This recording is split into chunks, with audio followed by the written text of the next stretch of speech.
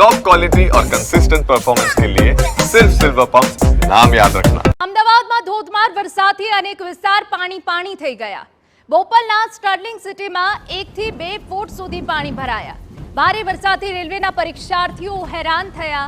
Sterling સિટીમાં આવેલી શાળા છે પરીક્ષા કેન્દ્ર પહોંચવામાં ઉમેદવારને હાલાકી પડી હતી કેમ કે સર્વત્ર માત્ર પાણીનું સામ્રાજ્ય જોવા મળ્યું। બોપલમાં પણ અતિ ભારે વરસાદ પડતા સ્થાનિકોથી લઈને વિદ્યાર્થીઓમાં પરેશાની જોવા મળી હતી।